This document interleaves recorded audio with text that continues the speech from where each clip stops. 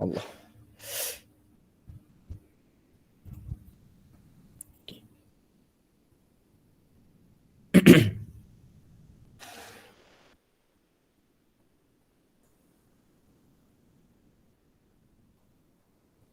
Alright. Apa-apa kita tengok soalan nombor 1 dulu. Okay, soalan nombor 1. Dalam majlis 1, ABCDF ialah sebuah heksagon sekata dan ABQRS ialah sebuah pentagon sekata. AFP ialah garis lurus. Cari nilai sudut FEP. Ini Olive. Okay.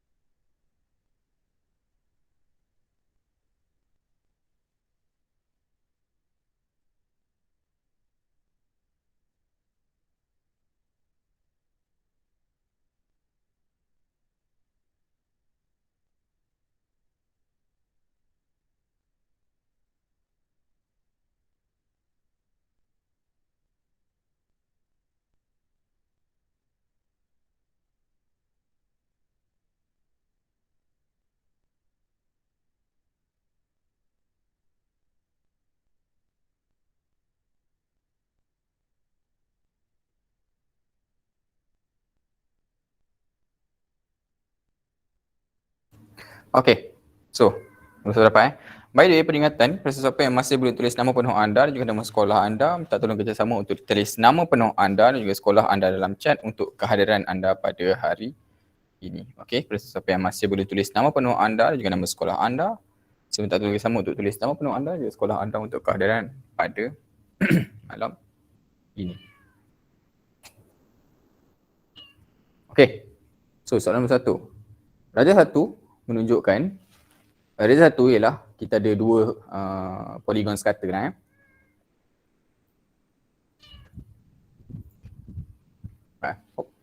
Olive. Saya punya.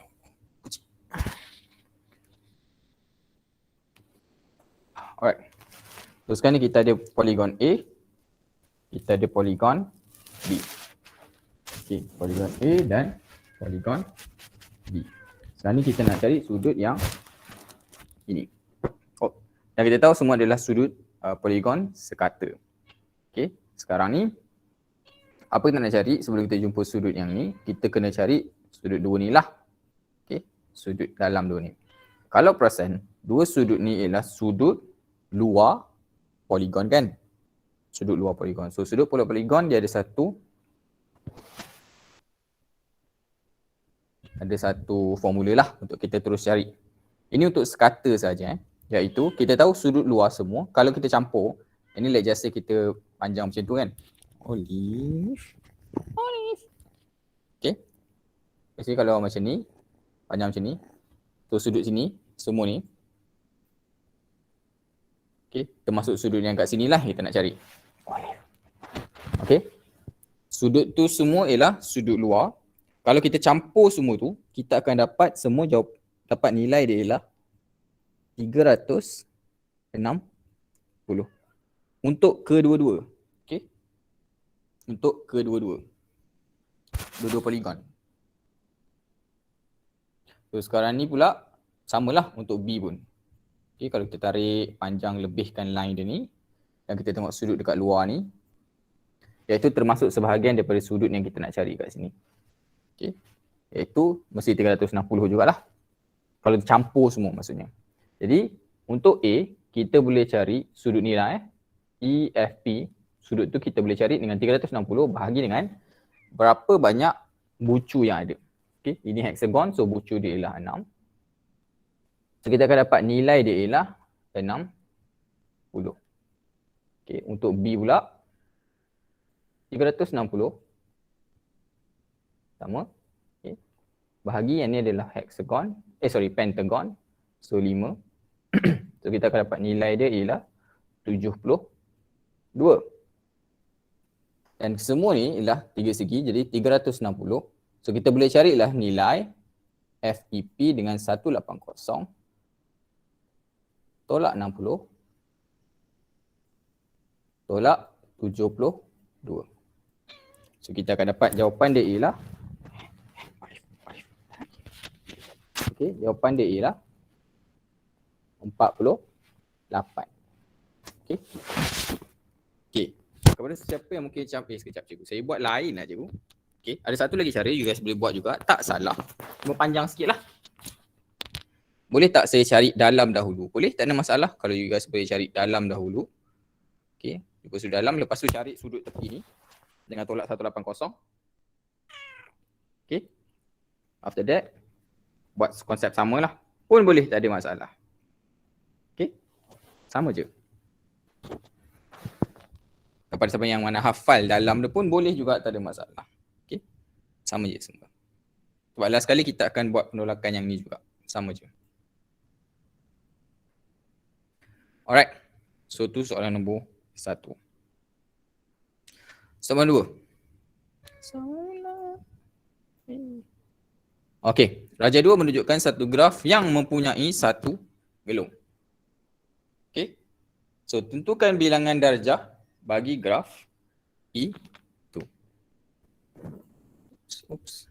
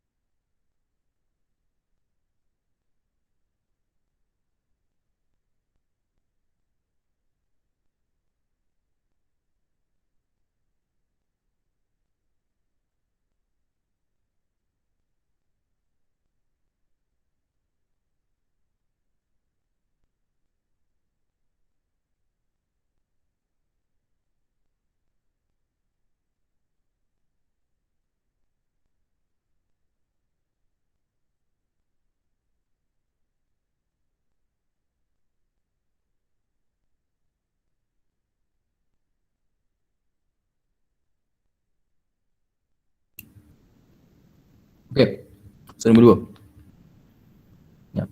Yap. Yap. Yap. Boleh. Okey. Raja 2 menunjukkan satu graf yang mempunyai satu gelung. So kita cari darjah. So untuk ini kita kena ingat balik lah apa sebenarnya darjah. Apa sebenarnya yang dia minta apabila dia cakap pasal darjah. Okey. Apa yang dia minta ialah istilah darjah ni iaitu berapa banyak tepi yang keluar daripada setiap bucu ni. Okay. Basically ada satu formula awak boleh pakai untuk cari darjah apabila awak dapat graf, iaitu awak setiap satu tepi akan bersamaan dengan 2 darjah. Okay. Setiap satu tepi akan bersamaan dengan 2 darjah. Jadi kita kena tahu tepi dululah, kuantiti tepi. Berapa banyak kuantiti tepi yang ada. Tepi tu apa? Tepi ni garisan-garisan ni lah. Garisan-garisan ni tepi. Okay, kita ada satu. Oh, leaf. Okay. Kita ada 1, 2, 3, 4, 5, 6, 7. Yang ni macam mana? Ini kalau gelung macam ni, satu gelung ni akan dianggap sebagai satu tepi.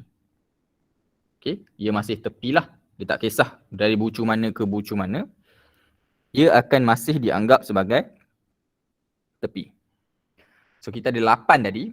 Dan kita ingat satu tepi bersamaan dengan 2. So maksudnya 8 tepi akan bersamaan dengan 2 darab 8. Iaitu 16. Okay. Settle. Jawapan dia 16. Tu sajalah cara dia. Senang je. Okay, seterusnya nombor 3. Antara graf berikut yang manakah merupakan satu pokok?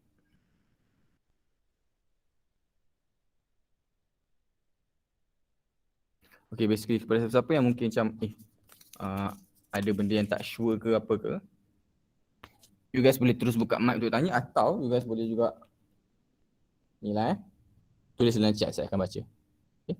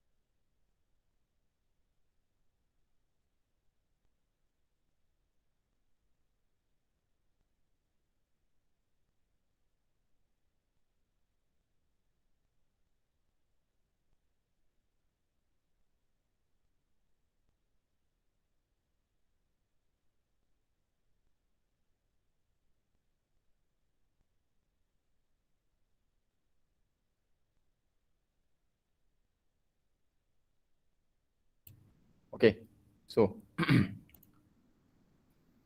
basically kita kena pastilah, kita kena pasti apa maksud pokok. Okay, ini topik berkenaan dengan graf. Apabila cakap pasal pokok, ianya akan menjadi bermaksud kedua depan ni. Okay, dia akan bermaksud iaitu satu graf di mana dia takkan ada pusingan macam ni dan dia akan kurang. Satu lagi dia punya tepi akan kurang satu daripada bucu. Okay. Okay. Sebenarnya kalau kita tengok A dia ada graf macam ni, lepas tu dia ada loop kat sini. Okay. Dia tak boleh ada loop. So loop ni salah lah. Ini pun kalau kita tengok P, Q, S, P dan juga Q ni, dia boleh buat pusingan. So sini pun salah. Ini pun sama konsep dia. So salah. So ni boleh. Apabila dia tak ada pusingan macam tu, so jawapan dia ialah D lah. Pada masa yang sama, kalau kita tengok balik, kita ada 1, 2, 3, 4, 5 bucu. Dan kita ada 1, 2, 3, 4 tepi. Okay. Ada 1, 2, 3, 4 tepi. So 5 bucu, 4 tepi. So tepi akan sentiasa kurang 1 daripada bucu. So jawapan dia ialah D lah. So dua-dua undang-undang tu dapat. Jadi betul jawapan dia ialah D. Seterusnya. Soalan nombor 4.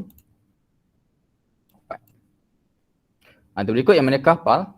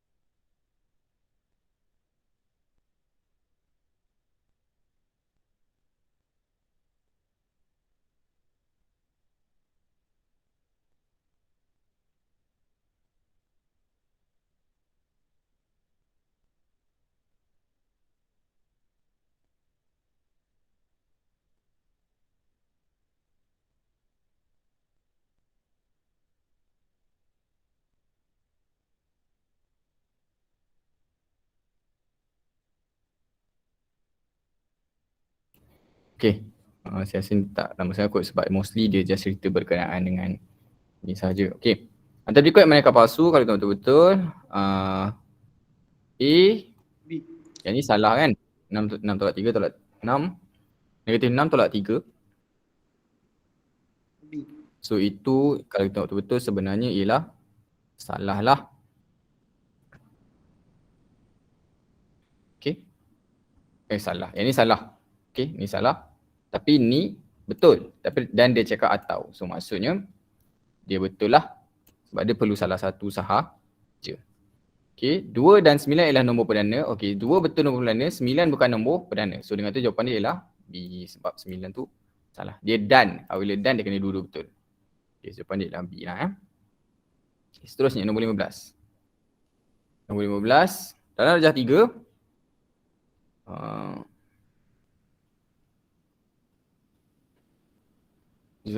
Apa ni? Darjah 3 ABC ialah tangent kepada bulatan pusat O. Dia titik B. POQC garis lurus. Hitung nilai X tambah Y. Okay. Mana nak dapat soalan ni? Okay, soalan ni sepatutnya saya dah share dalam group. Kalau you guys ambil link ni kan, link ni daripada group betul. Saya share dalam group. Sebenarnya semua saya tak pasti sebab line saya tadi macam ada masalah sikit. Saya tak pasti sama ada dia lepas ke tak. Nanti cuba tengok balik dalam group. Okay.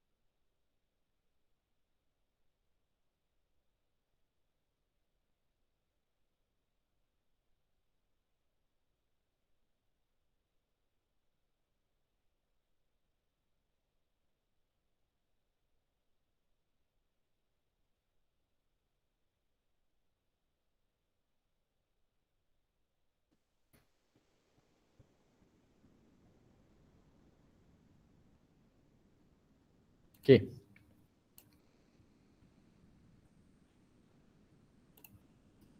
Kita tengok soalan nombor 5. Jadi rajah 3 ABC ialah tangent. Kita bagi tahu kita ini tangent kepada bulatan berpusat O lah dekat titik B. Okey. Ini garis lurus, POQC garis lurus. So cari nilai X dan Y. Okey. Pertama sekali kita boleh tengok, kita boleh cari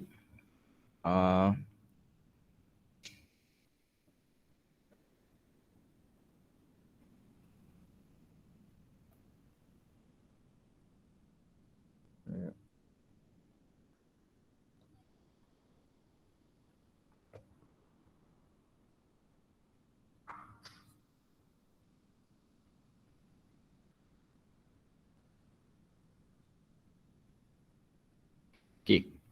Dia macam ni. Pertama sekali, kita boleh tahu 52 ni kita boleh carilah di sini sebenarnya. Sebab ada 52 sini, kita boleh cari sini. Macam mana kita tahu sentiasa kat sini ialah 2 kali ganda berbanding yang atas ni kan.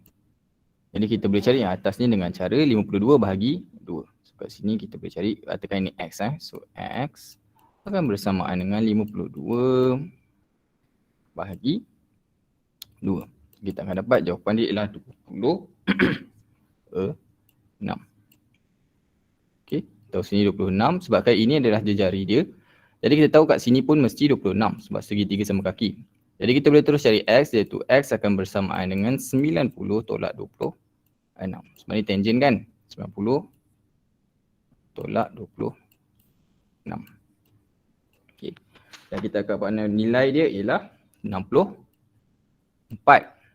Okey, X jumpa 64. Y macam mana? Okey, 52. Apa yang boleh kita buat antaranya ialah 52 ni, ini kan sama kaki kan? So kita boleh cari jawapan dekat sini dengan cara 180. Kalau Y lain saya cari kat sini. Katakan ni adalah Z. Okay, Z.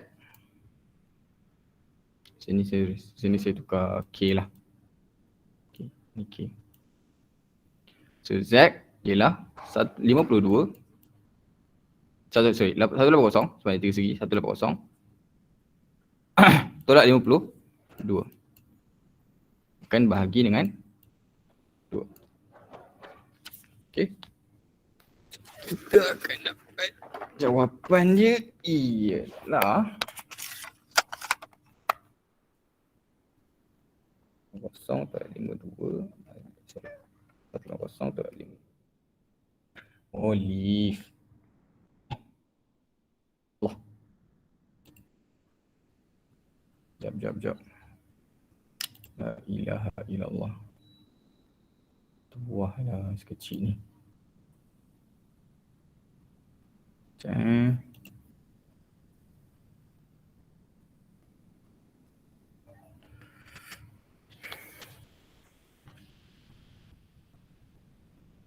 alright.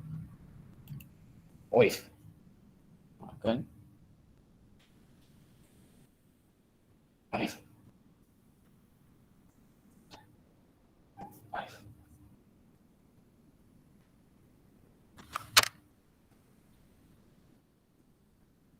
Yep.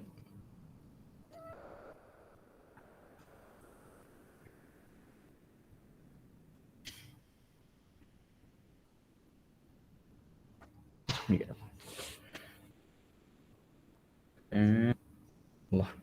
Sangkut.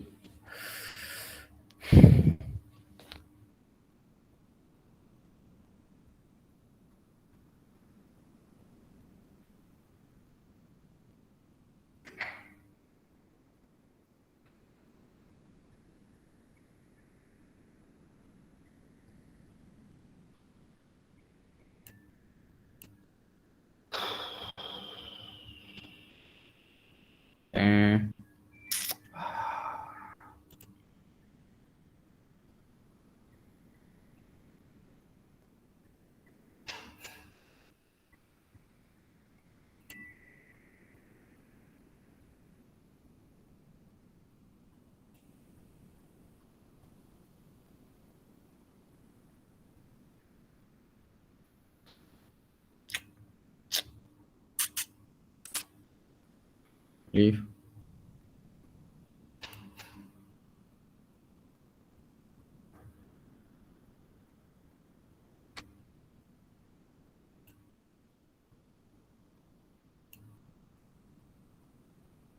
Check, check.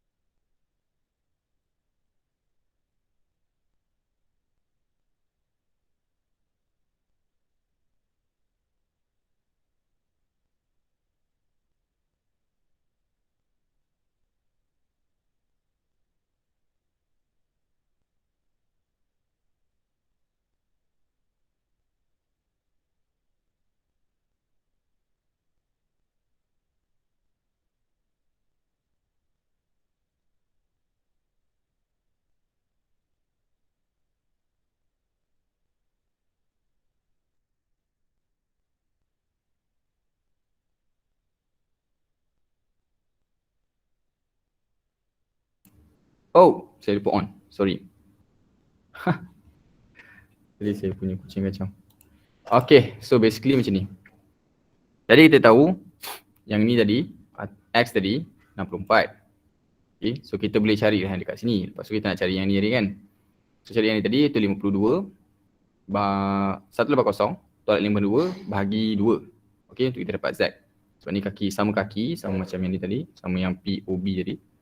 So kita akan dapat Z ni, iaitu yang dekat sini, ialah 64 juga. Okay, ini pun garis lurus. Jadi kita boleh carilah Y iaitu 180 tolak 64 yang kita dapat 116. Dia nak X tambah Y. So kita campurkan sahaja dan kita dapat jawapan dia ialah 180. Okay, jawapan dia ialah B. So macam tu sahajalah. Kita satu lagi nombor 6. Saya akan nombor 6 ni, lepas tu kita akan terus masuk sains. Okay. So darjah 4 segitiga P prime ialah imej bagi segitiga P di bawah putaran 90 darjah dalam wadah jam antara titik ABCD yang manakah merupakan putaran pusat. Okay.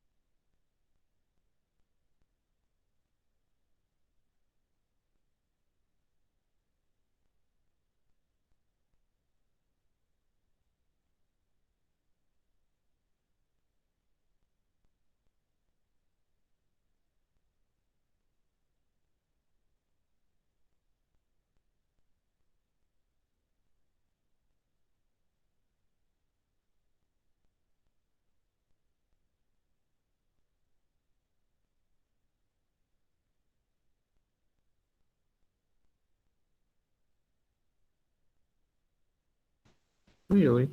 Baca dulu. Untuk soalan 6, boleh buat dulu. Kita akan cek sama.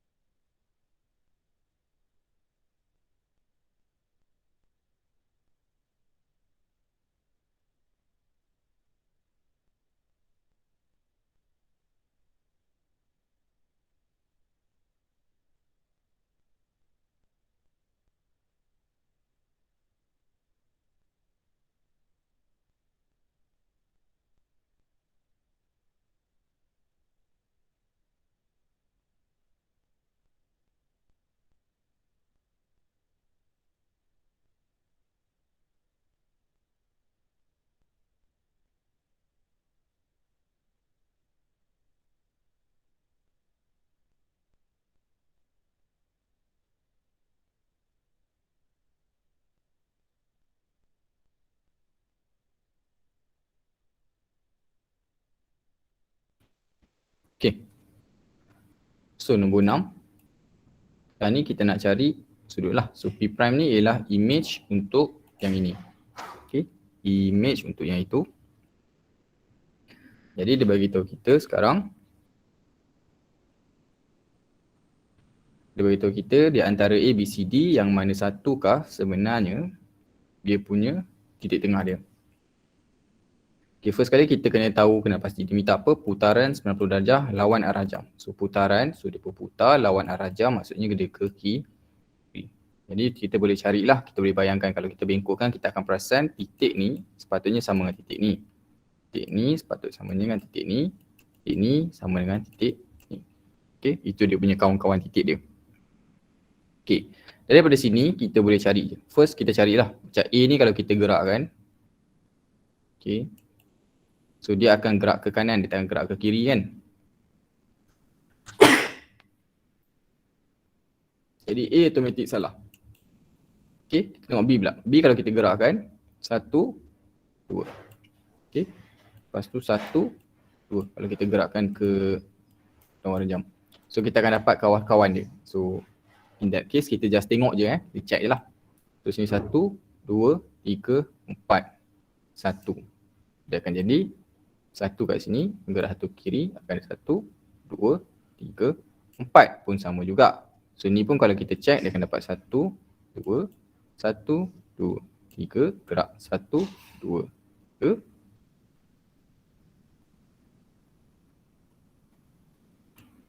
1, 2, 1, 2, 3, 4 kat sini. Sorry, 4. Saya confuse sekejap. 4 kat sini. So 1, 2, 3, 4. Lepas tu 1, 2. Dia akan jatuh kepada titik yang sama. So dengan tu kita tahu dia punya titik dia ialah B. Okay. Mati kat sini. Mati kat sini. Alright. So tu untuk soalan nombor 6. Okay, next time kita akan sambung pada soalan-soalan seterusnya. Dengan tu kita masuk sains pula lah Macam ni. Okay, by anything kita take 5 minit. So dalam pukul 9.17 kita akan terus sambung sains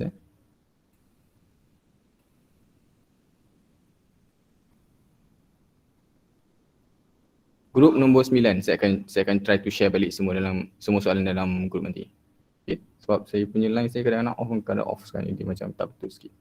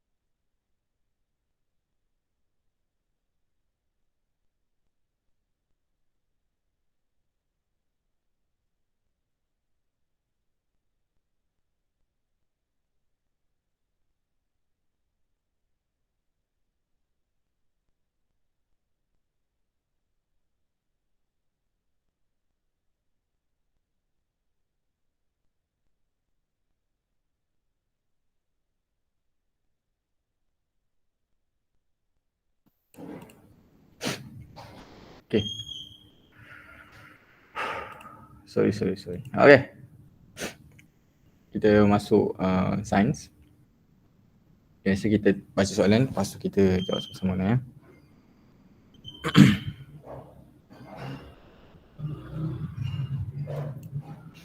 Okay, soalan satu.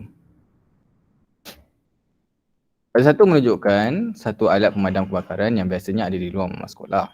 Okay, ada baldi ni lah ya. So antara, maaf saya tak tunjuk gambar, saya ingat je gambar dia iaitu baldi tu. So apakah fungsi utama alat pemadam kebakaran ni? Okay.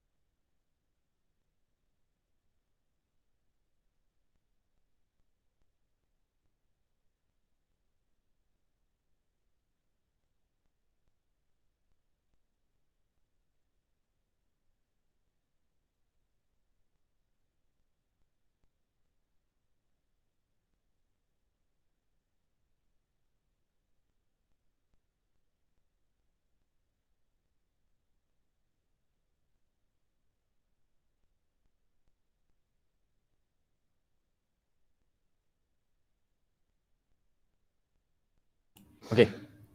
So, ada apa fungsi alat baldi ni? Okay. Adakah ianya digunakan untuk pasir yang digunakan untuk kebakaran awal atau adakah ianya untuk memadamkan kebakaran kecil? Adakah ianya untuk memadamkan kebakaran punca daripada cecair ataupun memadamkan kebakaran daripada bahan mentah, bahan mudah terbakar? Basically ini biasanya akan dipenuh dengan pasir lah. So apa yang dibuat? Dia akan digunakan sebagai memadam kebakaran awal. Okay. Itu adalah fungsi untuk alat pemadam api ni lah. Alright, so nombor 2. Antara berikut yang manakah merupakan faktor menyebabkan suhu badan kurang daripada normal? Okay.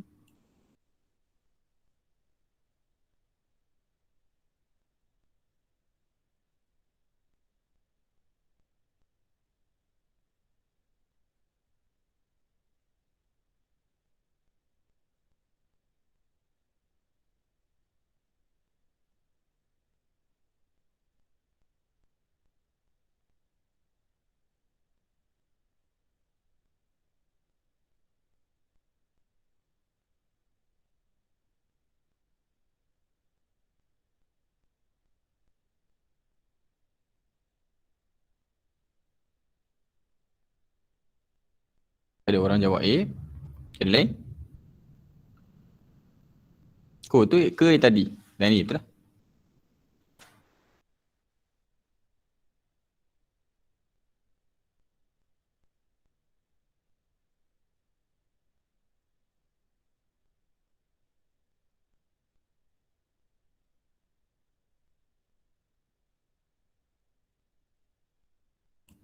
Okay, kita ada D, kita ada A, kita ada D. Okay, basically apa yang menyebabkan badan kita akan kurang daripada normal? So kalau kita tengok kalau disebabkan apa ni? Penyakit ni, disease, kita akan demam lah kalau disease kan. So kalau demam disease, kita akan makin panas. Exposure extreme heat, maksudnya kalau kita duduk dalam cuaca panas, kita akan demam juga. Kalau kita buat senaman lebih pun, kita akan boleh panas badan. Tapi kalau kita duduk dalam keadaan yang terlalu sejuk, so suhu badan kita akan ikut inilah keadaan sekeliling. Suhu badan kita akan mula menyejuk. So jawapan dia ialah D. Okay, seterusnya. Nombor 3. Kita dilarang untuk menghampiri kawasan tumpah bahan kimia terutamanya merkuri. Apakah kesan kalau terdedah pada merkuri? Okay.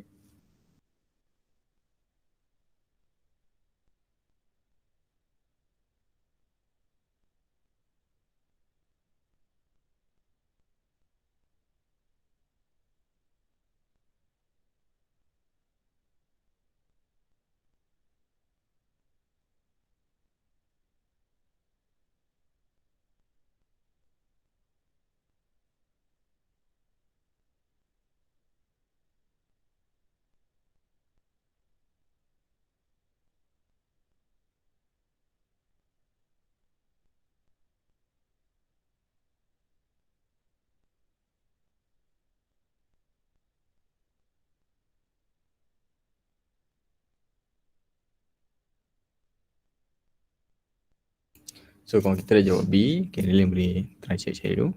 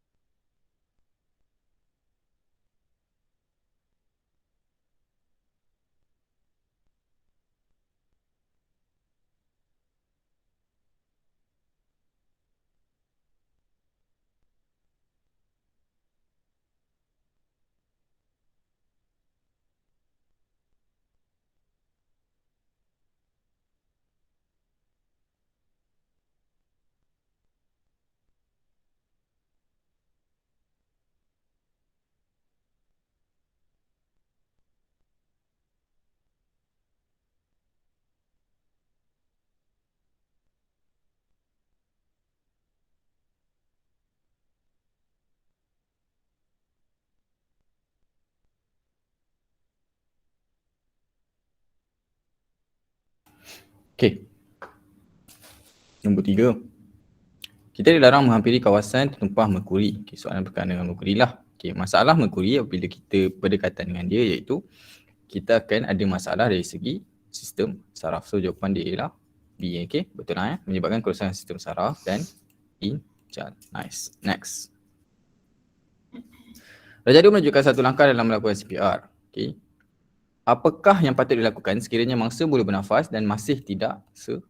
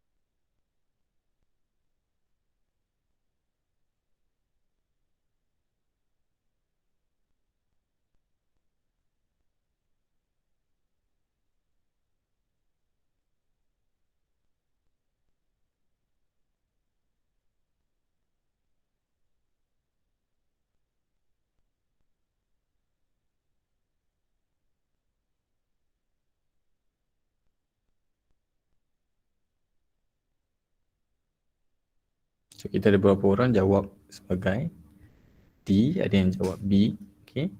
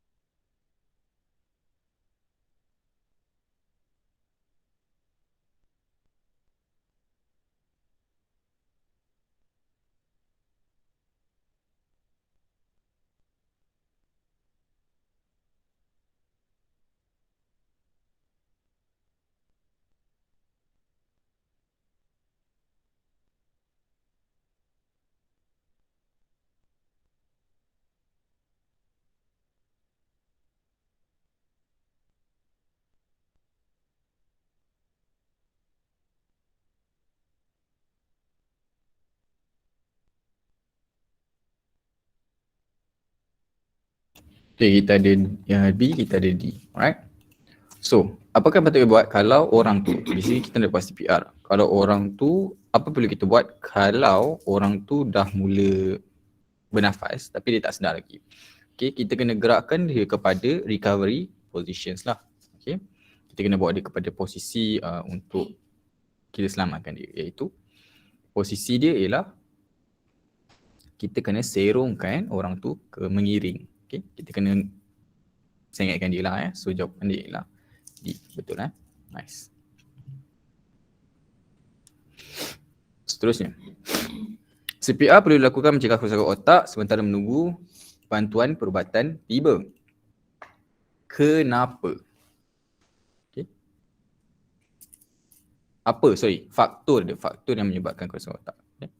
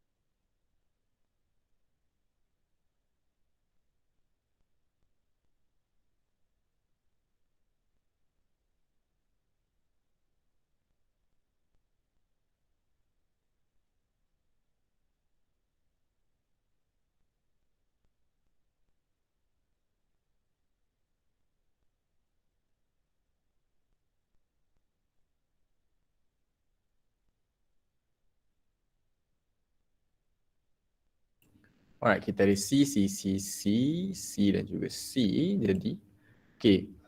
CPR ni untuk kita elakkan daripada kerosakan otak lah. So, apa faktor yang menyebabkan kerosakan otak berkenaan dengan CPR tu penting Sebenarnya dia menceritakan tentang CPR, so kita kena cari benda yang related dengan CPR lah. Okay. Jadi, benda yang related dengan CPR ni ialah C. Betul Oksigen tidak sampai ke otak dalam waktu satu tempoh tertentu.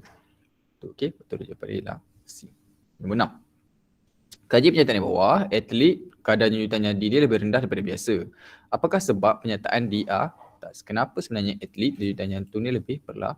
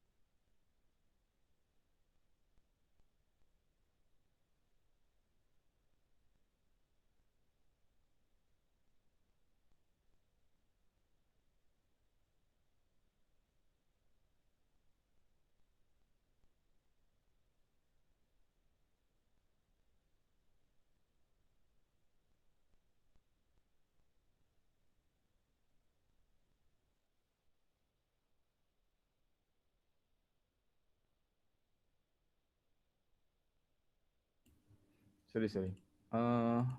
Tadi saya tengok ada orang jawab B kan? Okay, ada lain?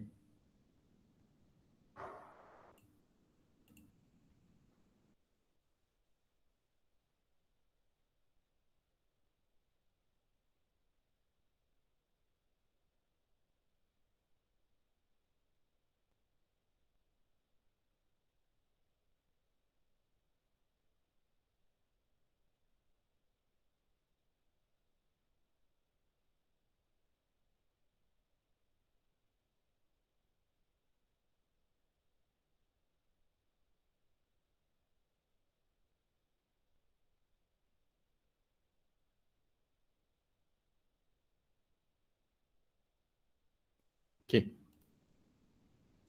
So, soalan ni kenapa sebenarnya kadar denyutan jantung nadi orang atlet lebih rendah berbanding dengan orang biasa lah Yang kita ni orang biasa. So, ianya kerana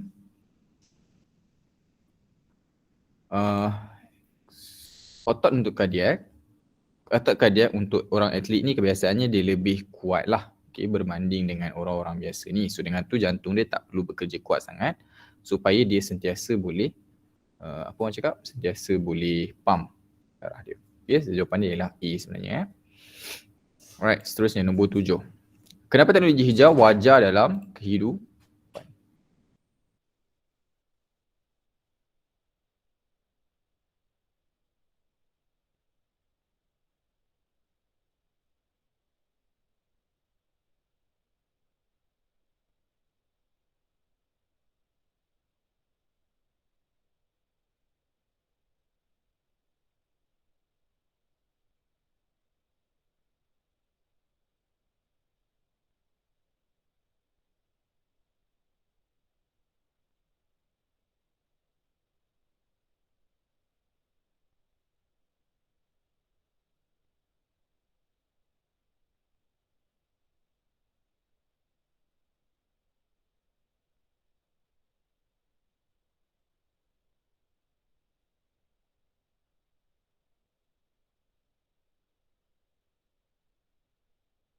Okay, kita ada A.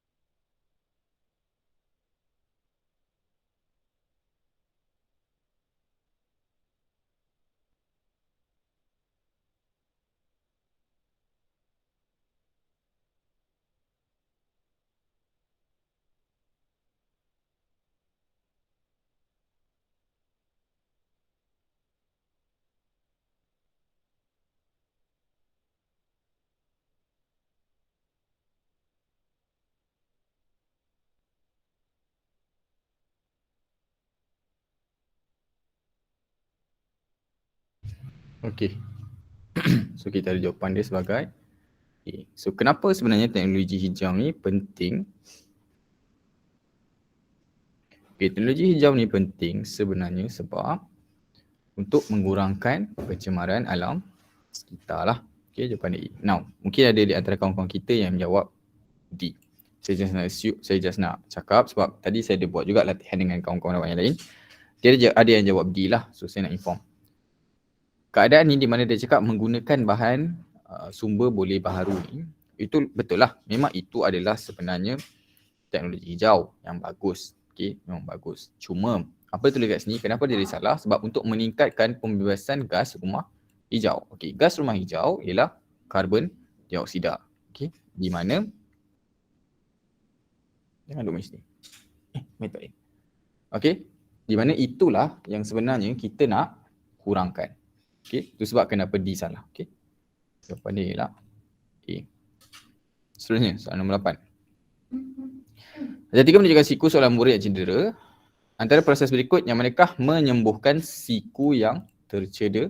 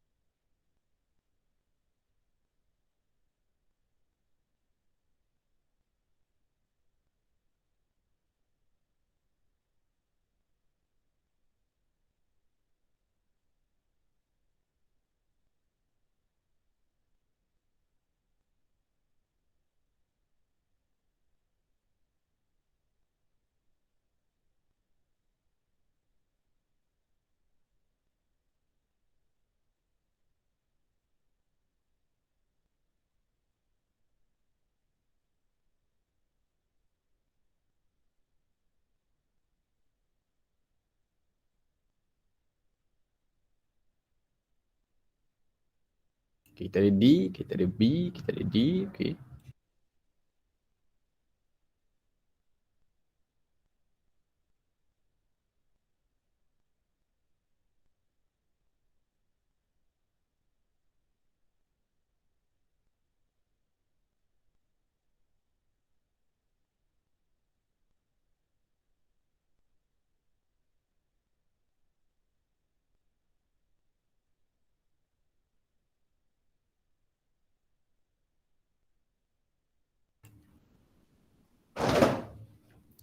Alright.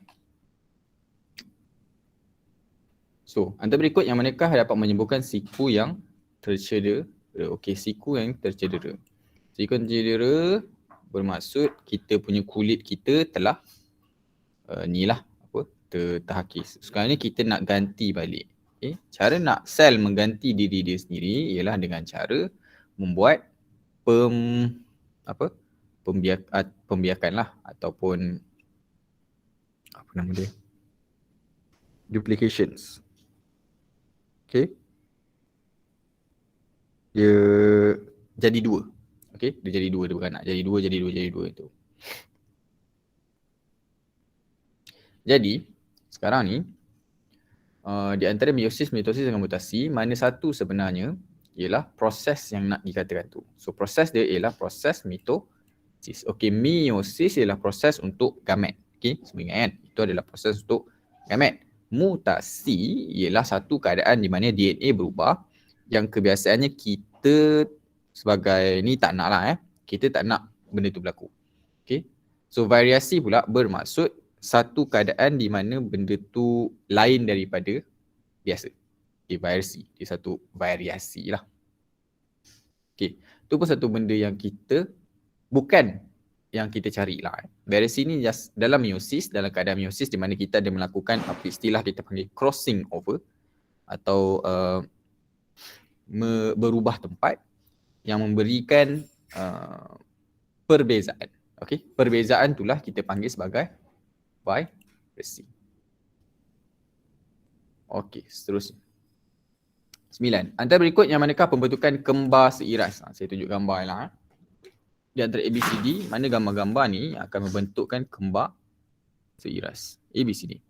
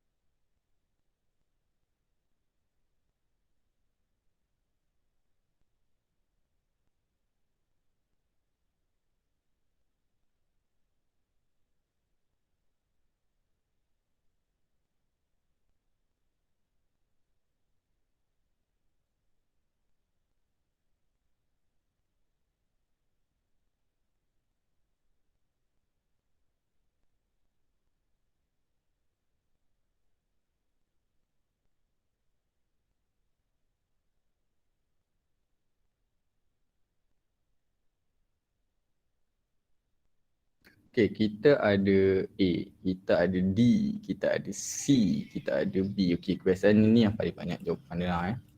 Okay, apa dia nak? Dia nak kembar seiras. Kira sini kita nak kena tengok lah, dia nak kembar. Pertama, kedua dia nak seiras. So kembar, dia mesti ada sesuatu benda yang berbeza menyebabkan dia jadi kembar. So kembar ni boleh terjadi antara dua cara, sama ada dia ada 2 sperma dan 2 ovum ataupun 2 sperma 1 ovum. Okay. Keadaan di mana contoh di C iaitu 2 sperma dan 2 ovum akan menyebabkan kembar. Betul, memang akan menyebabkan kembar. Cuma disebabkan dia mempunyai ovum yang berbeza, jadi dia akan menjadi kembar tidak seiras. So C out. Okay. D pula dia just satu ovum dan satu sperma. Kalau dia campur dia akan jadi biasalah. Okay, so dengan tu dia akan jadi seorang sahaja. So D pun bukan. So sekarang ni A ke B? So jawapan dia ialah A. Okay, why? Kenapa A bukan B? Sebab B ni kalau awak perasan, dia cakap kat sini satu daripada sperma ni dah masuk. Now the problem is bila kita ada satu sperma masuk, dia akan block, dia akan tutup dan dia tak akan bagilah untuk orang lain masuk ke dalam ni, masuk ke dalam apa? Dalam ovum ni.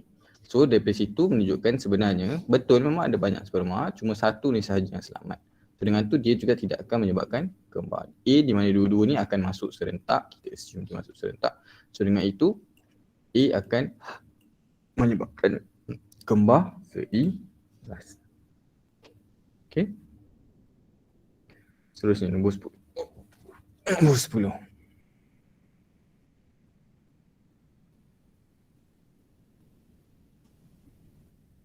Kenyataan manakah yang betul mengenai proses mitosis?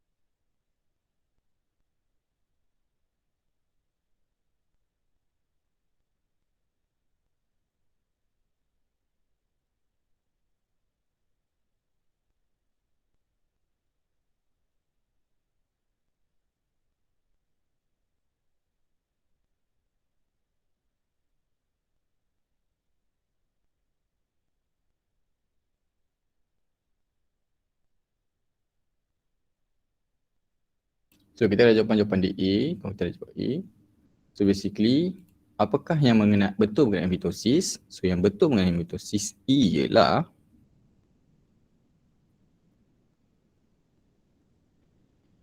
betul lah somatic cell.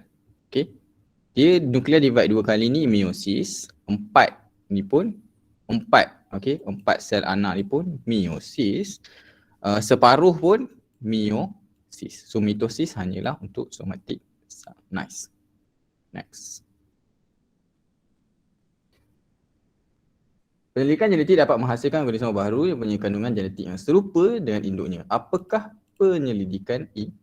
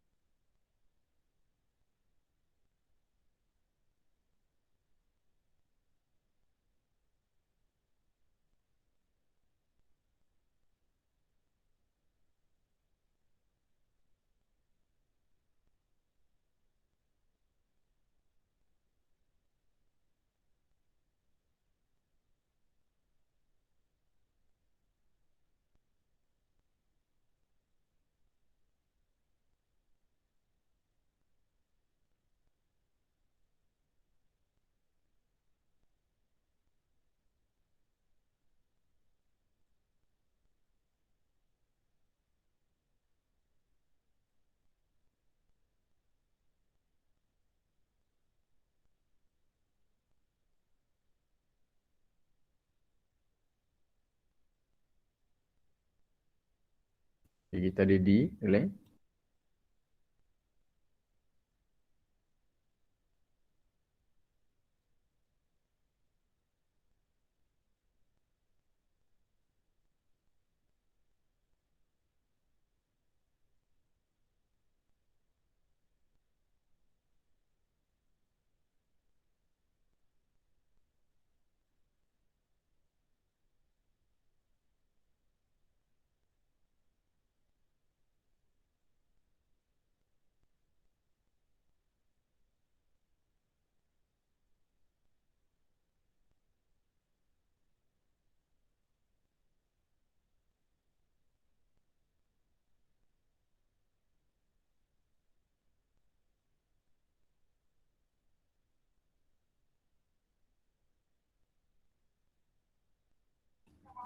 Okay.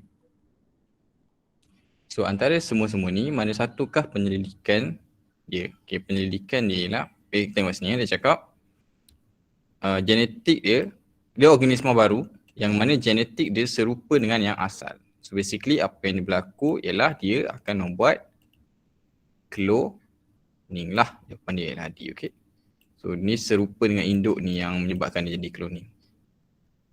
Okay, seterusnya nombor 12. Pelajaran 4 menunjukkan pewaris antara dua ekor kucing hitam dan kucing betina. Ini saya kena besarkan sikit. Okay. Saya bagi tulis dulu lah. So bapak dia ialah HH, mak dia ialah H kecil H kecil. Okay, bapak dia H kecil besar hitam, mak dia H kecil betina. Pilih kat sini. Okay. Untuk generasi F1, apakah nisbah dia?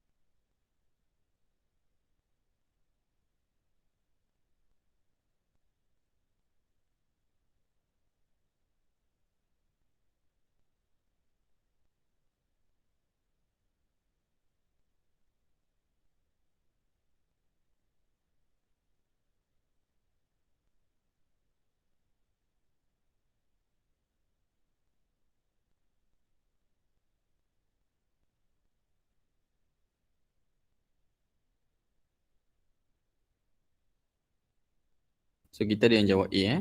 So basically jawapan dia ialah betul. Jawapan dia ialah A. Now, kenapa jawapan dia A? Sebab first kali kita kena tengok gamet dia lah. Okay, kalau kita perasan dekat sini H besar. So gamet ni hanyalah H besar sahaja. Ni pun sama kalau kita tengok H kecil. So gamet dia hanya H kecil sahaja. So anak dia akan sentiasa dapat H besar dan H kecil. Itu memang akan sentiasa dapat. Okay, disebabkan dia sentiasa dapat macam tu dan kita tahu H besar ialah dia punya dominan, iaitu dia akan tunjuk, express, dia akan tunjuk yang dia tu ada kat situ. So jawapan dia akan jadi semua hitam lah. Jawapan dia ialah A. Okay, kita jawab satu lagi soalan.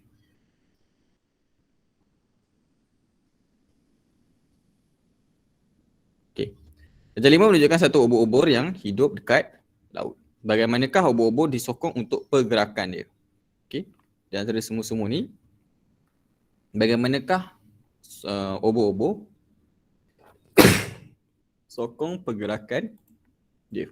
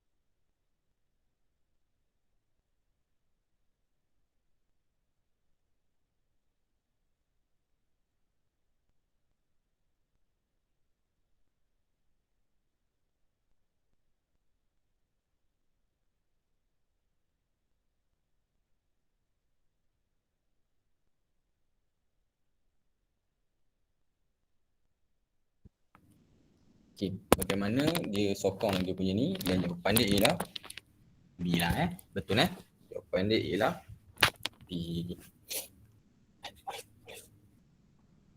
Okey, so dengan tu kita habis kat sini dulu. Nombor apa? Nombor 13. So kita habis nombor 13. InsyaAllah minggu depan kita akan sambung untuk yang seterusnya lah So terima kasih untuk hari ini. Sekali lagi Allah sebelum teman-teman sendiri. So insyaAllah kita akan jumpa balik minggu depan lah. Okay, dengan sama-sama seterusnya. Okay, selamat malam.